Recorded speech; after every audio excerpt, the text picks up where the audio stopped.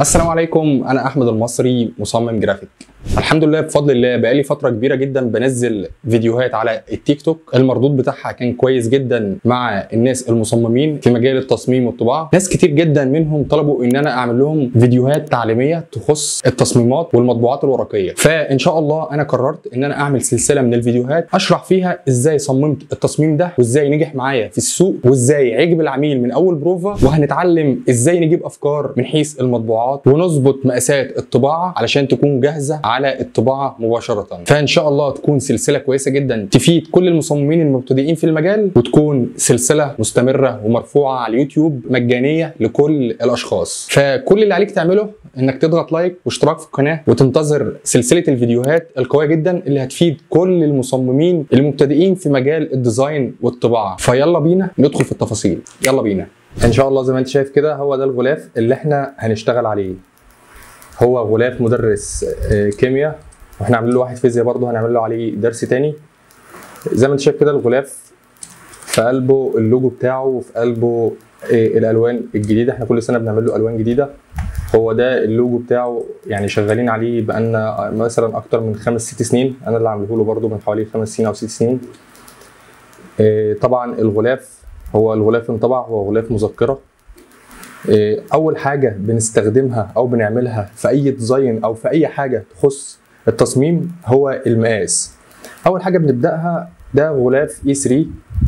الغلاف E3 مقاسه لو انت دخلت كده على البرنت واتكيت على E3 وحولت ده لسنتيمتر هتلاقيه 29.7 في 42.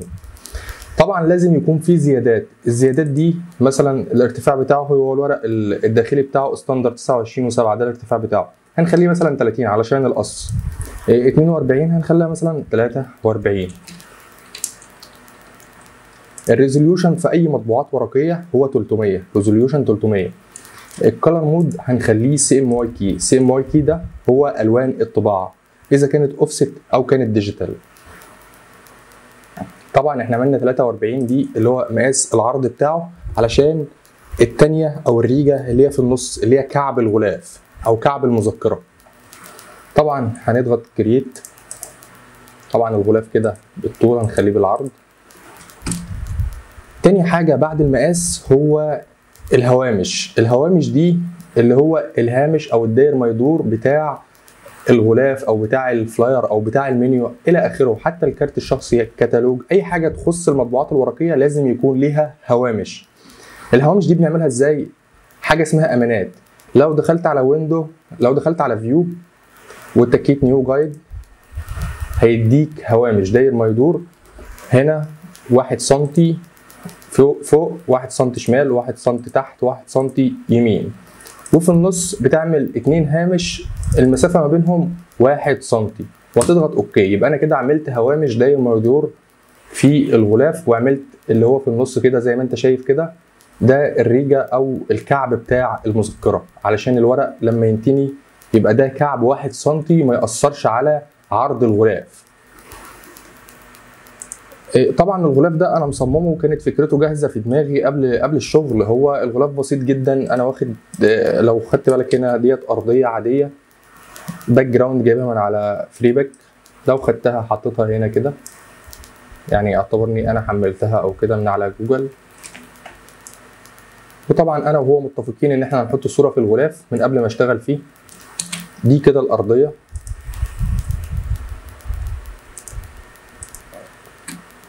لو رحت الناحيه الثانيه هجيب اللوجو بتاعه طبعا هسنطره في وش الغلاف او وش المذكره. ركز معايا، لازم في جزئيه التصميم لو الغلاف عربي يبقى على الشمال، التصميم اللي هو وش الغلاف على الشمال. لو انجليزي يبقى على اليمين. ركز في الجزئيه دي كويس جدا علشان الجزئيه دي انا غلطت فيها قبل كده وكلفتني غلاف على حسابي.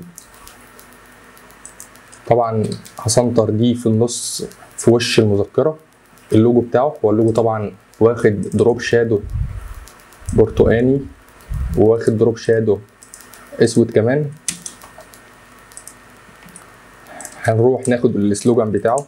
السلوجان ده طبعا هو كلام انا كاتبه بالفونت الاريال، وكمان فونت كده شكله ظريف. ده فونت اريال زي ما انت شايف كده اهو اريال، وواخده بولد اهو. وده فونت تاني برضو اهو. طبعا الاسم بتاعه ورقم التليفون انا كاتبهم في شيب كده، انا اللي عاملها. هوريك انا عملتها ازاي برضو. لو جينا حطيناها هنا كده مثلا، لو تكيت حرف اليو في الكيبورد هيجي لك الشيب بتاعها. هو الداخلي بتاعها برتقاني، الستروك بتاعها واخده لون قريب من البرتقاني. طبعا الستروك ده ممكن يبقى فونت زي، ممكن يبقى خط زي ما انت شايف كده، وممكن يبقى شرط او نقط زي ما انت شايف برضو كده، تتحكم فيها براحتك. طبعا لو عايز اعمل الكيرفات اللي فيها ديت، بخش على الاداه دي اللي هي بروبرتيز. لو قعدت العب كده بص شايف هتعمل معايا ايه، هتقعد تتلوى كده. لو شلت العلامه اللي هي بتربطهم بالاربعه ببعض دولت، وجيت على ده مثلا عملت كده اهو، بص بيبدا يلعب لوحده في الاتجاهات، كل زاويه او كل اتجاه لوحده. طبعا الاسم كاتبه برده فونت بولد، الرقم التليفون، علامه الواتساب هاخدهم برده زي ما هم كده واحطهم هناك اهو. الفونت بتاع الاسم بتاعه طبعا واخد دروب شادو عشان يدي شكل كويس برضو، عشان يبقى ظاهر في وش المذكرة. كلمة مستر دي بالانجليزي، والدايرة اللي تحتها خدهم الاتنين مع بعض، هنحطهم هنا كده. كلمة مستر نفس الكلام، واخدة دروب شادو تحت. والدايرة دي دايرة عادية واخدها عاملها بالتول دي. طبعا كلمة محمد لطفي هطلعها فوق الدايرة وفوق الحاجة، تعمل شكل جمالي كده. ده كده بالنسبة لوش الغلاف. في سلوجان احنا كاتبينه الناحية التانية اسمه هنخوف الكيمياء. هنخوف الكيمياء يعني ده سلوجان بسيط كده، ايه حاجة تريكاية كده بسيطة، هو بيحب يضيف كلام من ده على المذكرة. طبعا خد بالك ان هو الهوامش زي ما انا قايل لك ما دخلش فيها كلام، يعني ما اجيش على كلمة مثلا هنخوف الكيمياء دي احطها هنا لما الراجل يجي يقص ممكن الكلمه دي تتشال معاه، لان هو برده ما بيقصش بالظبط، لا هو ممكن يخش شويه يطلع شويه. فالموضوع لازم يكون في امان، انا عامله امان 1 سم علشان امانات، يعني ما يبقاش الشكل كويس جدا وفي كلمه مقصوصه هتكلفك كتير. نيجي للشكل ده، وش الغلاف اهو زي ما انا موريك كده، ده وش الغلاف لوحده. تعال اما نصمم الجزء الخلفي. طبعا انا متفق مع المستر السنه دي ان احنا نعمل لون برتقاني للكيمياء، وعاملين غلاف تاني شغالين فيه على اللون الازرق. هو احنا حبينا اللون ده عشان لون مطرقع جدا ولون كويس جدا، فحبينا نغير يعني. هنروح نجيب شيب او ممكن نعمل بالسلكت تول كده، ونروح نعمل لاير جديد ونضغط الت وباك سبيس. طبعا زي ما انت شايف كده ده الارضيه بتاعت ظهر المذكره. طبعا الصوره بتاعته هو محطوط عليها افكت، لو انت لاحظت هتلاقيها تحس ان هي مرسومه كده او فيها يعني حاجه بسيطه. الصوره تعتبر مش واقعيه، بس هي صوره فيها افكت او فلتر مظبط الدنيا اللي فيها شويه. اروح اخدها زي ما هي كده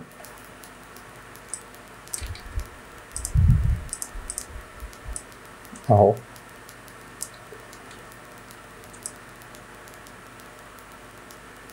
حطينا.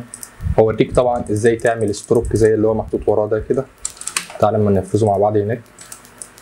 هنروح على الصوره نعمل كنترول جا، ننزل الفايل بتاعها كده نخليه 0، نتك عليها كليك يمين، بيلدينج شادو، بيلدينج اوبشن. هنروح نعمل ستروك باللون الابيض، اختار اللون اللي انت عايزه. هنقلل الستروك كده نخليه 2 او ممكن نخليه 5 مثلا. هناخد اللاير ده نحركه يمين شويه كده وننزله تحت الصوره. عايز اكرره تاني عشان يعملوا شكلين متداخلين في بعض كده، اجي اعمل له كنترول جا ومحركه يمين او شمال حسب الشكل اللي انا هيليق معايا في الشغل.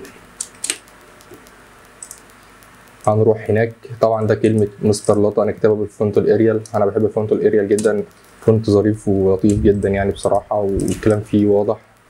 هاخدها زي ما هي كده نحطها هناك نطلعها فوق. ادي مستر لطا كده.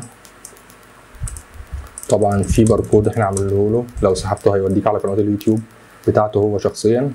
وطبعا اللوجو بتاعه حاطينه له كشكل كده في الاخر. دي نحطه كده.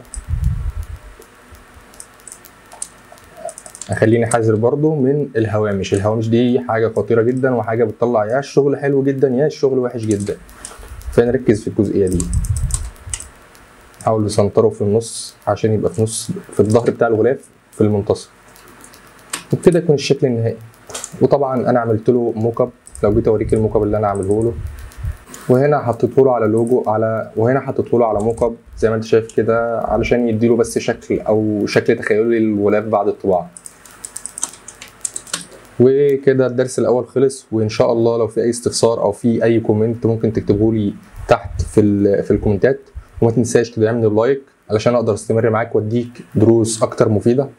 وان شاء الله في الفيديو الجاي هكلمك عن دروس تخص الطباعه وتخص مقاسات الورق وتخص الهوامش، هيكون دروس مخصصه، وهنزل معاكم المطبعه واوريك الشغل ده بيتقص ازاي وبينطبع ازاي الى اخره. سلام.